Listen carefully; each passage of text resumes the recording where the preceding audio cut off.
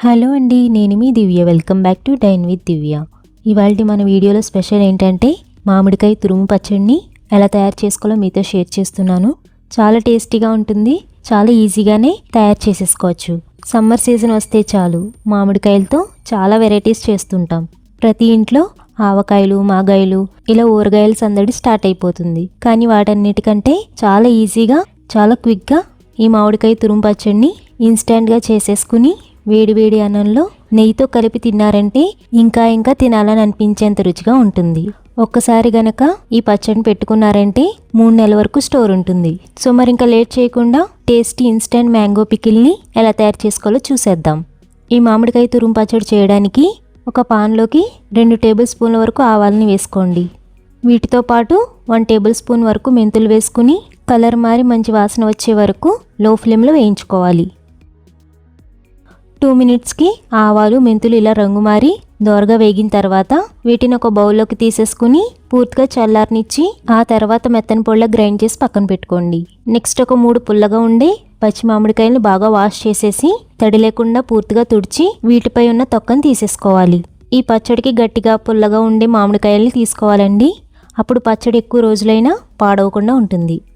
ఇలా 3 కాయల్ని పీల్ చేసేసాక వీటిని ముక్కలుగా కట్ చేసుకుని ఈ విధంగా తురుముకోండి. ఇలా తురుముకున్న తర్వాత దీన్ని కొలుచుకుని తీసుకోవాలి. దానికోసం ఇలా ఒక చిన్న గ్లాసుని కానీ కప్పుని కానీ కొలతగా తీసుకుని తురుమును మొత్తం కొలిచి తీసుకుంటే 2 గ్లాసుల వరకు వచ్చిందండి. ఇప్పుడు ఇందులో తురుమును కొలిచిన గ్లాస్తోనే 1/2 గ్లాస్ వరకు కారాన్ని వేసుకోవాలి. లేదా మీరు కారం ఎక్కువ తినే వాళ్ళైతే 3/4 గ్లాస్ వరకు వేసుకోవచ్చు. నెక్స్ట్ అదే గ్లాస్తో 1/2 గ్లాస్ వరకు సాల్ట్ని వేసుకోండి. ఎప్పుడైనా సరే కారంలో సగం క్వాంటిటీ మాత్రమే ఉప్పుని తీసుకోవాలి. నెక్స్ట్ 1/2 టీ స్పూన్ వరకు పసుపుని వేసుకోండి. అలాగే ముందుగా వేయించి పొడి చేసి పెట్టుకున్న ఆవాలు, మెంతుల పొడిని మొత్తం వేసేసుకుని అంతా పచ్చడిలో బాగా కలిసేటట్టు మిక్స్ చేసుకోండి. ఇలా అంతా బాగా కలిపిన తర్వాత ఈ పచ్చడికి మనం తాలింపుని పెట్టుకుందాం. తాలింపు కోసం పాన్లో కారం, ఉప్పు కొలుచుకున్న గ్లాస్తోనే 3/4 గ్లాస్ వరకు వేరుశనగ నూనె కానీ పప్పుల నూనె కానీ వేసుకుని మీడియం ఫ్లేమ్లో కాస్త వేడి చేయండి. ఆయిల్ వేడయ్యాక ఇందులో 1 టీ స్పూన్ వరకు జీలకర్ర వేసుకోండి. నెక్స్ట్ 1 టీ స్పూన్ వరకు ఆవాలు వేసుకోవాలి. నెక్స్ట్ 1 టీ స్పూన్ దాకా పచ్చిశనగపప్పు వేసుకోండి. అలాగే 10-15 వరకు పొట్టి తీసిన వెల్లుల్ని లైట్గా దంచి వేసుకుని లో ఫ్లేమ్లో 1 మినిట్ పాటు వేయించుకోవాలి.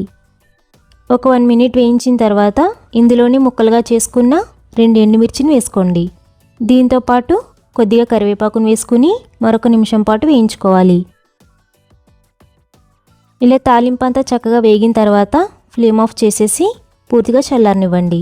10 నిమిషాల తర్వాత పూర్తిగా చల్లారిన తాలింపుని ముందుగా తయారు చేసి పెట్టుకున్న పచ్చడిలోకి వేసుకుని పచ్చడిలో కలిసేలా బాగా మిక్స్ చేయండి. ఇలా బాగా కలిపిన తర్వాత పచ్చడి కన్సిస్టెన్సీ ఈ విధంగా ఉంటుంది.